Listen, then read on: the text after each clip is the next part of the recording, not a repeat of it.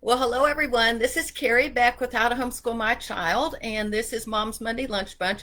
I know the time's gotten a little bit later in the day, but I'm still calling it Mom's Monday Lunch Bunch. What I want to talk to you today about is winning the battle of the mind. I decided on this topic, one, because I think it's a continuation from our forgiveness. Forgiveness is up here in the mind and in our heart. So I want to continue that because I think one of the biggest reasons we can't forgive is we can't get control of this. This is just going on and on and on. And let me tell you, once I made a decision to talk about this topic, the enemy has been having a field day in my mind.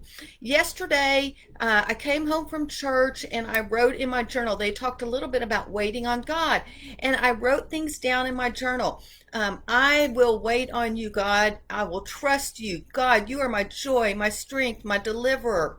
And by evening, I was trying to take control of all of my life and everyone else's life and fix everyone's problems. I was not trusting. I was not waiting. And it was all going on up here, those conversations, those thoughts.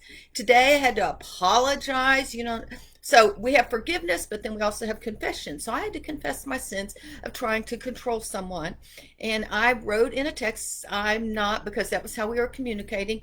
I'm sorry for not being patient. I'm sorry for not being kind. I'm sorry for being proud. Will you forgive me? Hey, Meg, glad you're here. Hammock time is my favorite spring activity. I wish we had a hammock somewhere, and I don't know what's happened to it. We bought it in El Salvador. That's a great activity. All right, so waiting is really hard. And waiting on God means we're trusting in God, we're believing Him, and we're not trying to do all this stuff up in our head. I will say, when we wait, we must be patient, we must exercise self-control, and we must exercise trust and faith in God. Because in Psalm 25:3, it says, no one who waits on the Lord will be put to shame. That word wait also means no one who trusts in the Lord, no one who hopes in the Lord will ever be disgraced. So when we take it off of us and we give it to God and we put our trust and our faith in Him, that is when we can move forward. And for the most part, I will say the last few years, it's been okay. But I have these times, and this weekend was one of those, that my mind just starts to get control and I want to just take it because for some reason, I think that my words are going to have a bigger impact than God's words, which is foolishness. So, the other thing, Isaiah 40:31 says, but those who wait on the Lord shall renew their strength. So if we will wait on Him, He will make us strong. He is our strength. They shall mount up with wings like eagles. They will run and not be weary. They will walk and not faint. That word wait, again, those who wait on the Lord, who hope in the Lord, who trust in the Lord. It's translated all different ways. But how do we do this? How do we get control of our mind? I'd like to share some things that I learned. I've been working on them a lot in the last 2 or 3 years. But February 14th, we had a Texas blizzard, and our church was canceled. I think almost every church in this city was canceled at the last minute. And so I went online for church, and one of the churches that I will watch online is Life Church with Craig Groeschel. And he was beginning a 4-part series on winning the war of our mind, something like that. Anyway, I'd like to share a few things that he shared that particular Sunday and then show how I have been applying them as a mom, as a grandma, as helping with the kids and their education as well. So, Craig Groeschel makes this comment: most of life's battles are won or lost up here in the mind. And that's really true. If we're going to win a battle in our life, it's going to all start up here. So, are we waiting on God, or are we taking things into our own hands? I've already used that example. Waiting on God, that means I'm saying, yes, God, you're sovereign, you're loving, you're taking care of me. Taking things into my hands, that means I'm saying I can control my life, I can do a better thing, it's all on me. That's wrong. Or are you have a worried attitude or a peaceful attitude up here? If we're worried, then we have fear, we're worried about the world. If we have peace, we cast all our cares on God, casting all our cares on Him, for He cares for you. 1 Peter 5:7. Do we have a negative mindset or a positive mindset? A negative mindset means we're critical, we're complaining. But if we have a positive mindset, that means we have our faith in Jesus. Jesus is with me and I am thankful. I have a thankful attitude. And the other thing I think we need to remember is what comes into our mind comes out in our life, whether it's out in our words or out in our actions. Whatever is coming in here, what are you filling your mind up with? And we're going to talk about that in just a second. So what are you filling your mind up? That's what's going to come out in your life. This is another thought that Craig Groeschel mentions, and I've heard him say it for years, but I really like it. Your life is always moving in the direction of your strongest thoughts. Let me repeat that. Your life is moving in the direction of your strongest thoughts. Your strongest thoughts are pushing you in a direction. What are those strong thoughts, and what can we do to get rid of the negative ones? What I'd like to do is finish this out by saying we need to renew our mind with truth. Let me share a few verses and then 2 steps that you can use to renew your mind with truth. Romans 12:2. Do not conform to the pattern of this world, but be transformed by the renewing of your mind. Then you will be able to test and approve what God's will is. His good, perfect, and pleasing will. How do we know what God's will is? How do we move forward? We renew our minds. What does that mean to renew? To make new. We want to make new the things that are going on in here. This is a verse that I pray almost every day. When I pray the helmet of salvation on my head. Now, I actually pray all 3 of the verses I'm sharing right now pretty much every day, because I want to renew my mind. But Ephesians 4:23, when I start to talk to God, I say, I want to put on the helmet of salvation. I want to focus on the Holy Spirit. I want to set my mind on the Spirit who gives us life and peace.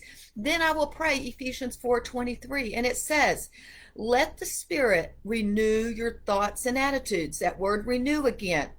Put on your new nature created to be like God, truly righteous and holy. So I will say, Holy Spirit, renew my thoughts, attitudes, and emotions. Renew our families, because I'm praying not just for me, I'm also praying this for my family. So as I talk about these verses, realize I am praying these for our whole family. We all need the Holy Spirit to make our thoughts new, to make our attitudes new in Jesus Christ. We are a new creation. So let's put on the new thoughts and the good thoughts. Then 2 Corinthians 10:3-5 tells us how we are going to fight these battles in our mind. Fighting the enemy. The enemy wants to put lies and deceptions in here, but we have a better way. 2 Corinthians 10:3-5. For though we live in the world, all of us are in the world, we do not wage war as the world does. We don't go complaining. We don't go arguing. We don't go doing all the things the world does. Why? God has given us something better. He says, the weapons we fight with are not the weapons of the world. On the contrary, they have divine power to demolish strongholds. We demolish arguments and every pretension that sets itself up against the knowledge of God. And we take every thought captive. Why and how? To make us obedient to Christ. So let's just break that down a little bit. We don't fight with the weapons the world uses. We are going to fight with God's weapons. He's given us the Holy Spirit to renew our thoughts, our attitudes, and our emotions. We need to pray, and I pray every day. I actually say, God, please take every thought captive in my life and the kids and grandkids and Steve's life so that we will obey you. That's putting on that helmet of salvation. I like the New Living Translation. It says, we capture their rebellious thoughts and teach them to obey Christ. So we need to take the bad thoughts, the rebellious ones, and we need to obey. So how do we do this? Here's 2 steps that Craig Groeschel shared, and I'm just going to share them because I've been using them. First, you need to identify the biggest stronghold. What is holding you down? What is this churning in your head? Whatever those negative thoughts are, we need to identify them so we can replace them. And what happens is when we have a negative thought, and I've heard this before, you may have heard it, there is a chemical release in our brain called a dopamine release. And it just gives you a high temporarily, and then it pulls us back down. Every time we think a negative thought, it's easier to think that thought again. Carolyn Leaf is an expert in neuroplasticity, and she talks about this very idea of taking our thoughts and rewiring our minds so that we are thinking positively. So first thing we need to do is we need to name whatever that stronghold is, and then we're going to teach our mind a better path with truth. because it says, and you will know the truth, and what? The truth will set you free. So the second step is, after we name our biggest strongholds, we need to name the truth to demolish that stronghold. God says, I've given you weapons to demolish the strongholds in your mind. And that is that we will take our thoughts captive to obey you. So I'm going to give you some examples right now. This is something I struggle with. I'll be really honest, even though I talk about not comparing with social media. I don't have my phone with me, believe it or not. It's not here, but don't compare yourself. Don't worry about how many likes you have. But I'll tell you what I struggle with. I struggle with comparing myself to other bloggers, to other authors, to other speakers. And I see these bloggers get book deals with publishing companies. And I'm like, I would like a book deal. I guess I'm not as important. That is a stronghold. That is a negative thought. I am comparing myself to other bloggers.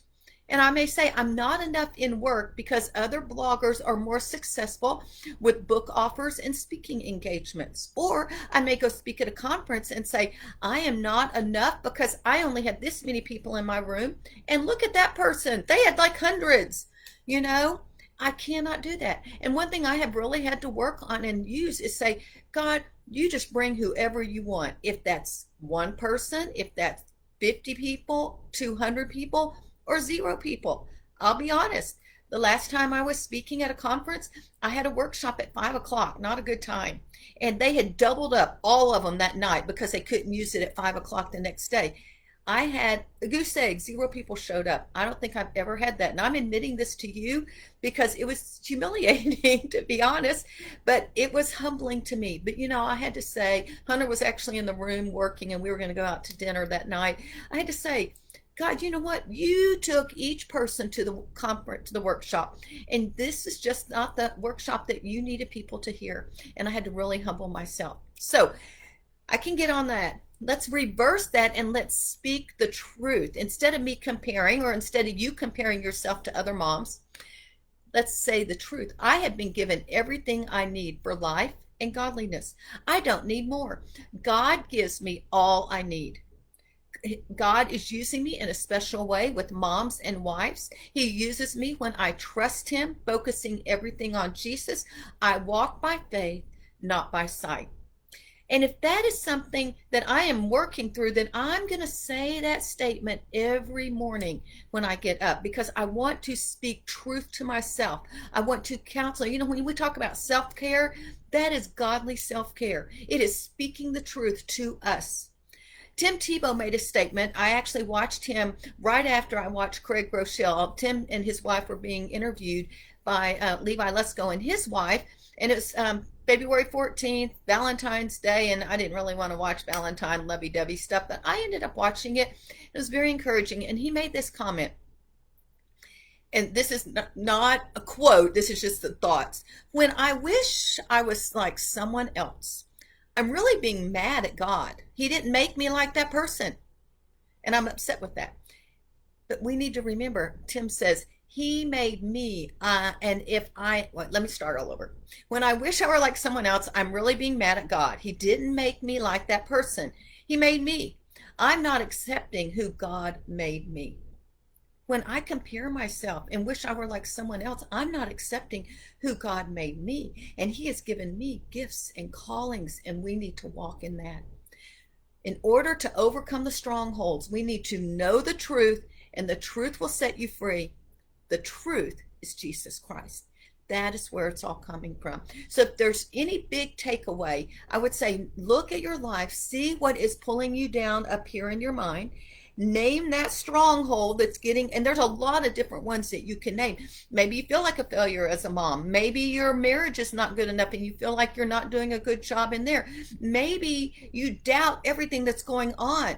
There are lots of things that can be this stronghold. I have this conversation. If this person would just do this, this, and this, gosh, life would be wonderful. Well, I'm not in control. I need to take a step back and put my faith in Jesus. So there's a lot of strongholds that can be going on in your life. Well, I am going to continue this next week, and I'm going to talk a little bit more about this and give you some more examples. But number one, name the stronghold, and then name the truth to demolish that stronghold. It all comes from 2 Corinthians 10, 3 through 5, and I will put that here. I will also leave a link to Craig Groeschel's book. I have not actually read it. I've listened to him in the past on the Mind. I have listened a lot to Carolyn Leaf. I will also put Carolyn Leaf's book in there, and I have read her book, and it is excellent. All of these have to do with retraining our mind and getting it focused in the right direction. And it is possible, but it takes some work. So if y'all have any questions, leave a comment, thoughts, please let me know. I will be sending this video out in email later on, and I appreciate y'all staying here and spending time with me. If you want to leave your fun springtime activity, go ahead and leave that as well. I am Carrie Beck with How to Homeschool My Child. Y'all have a great day.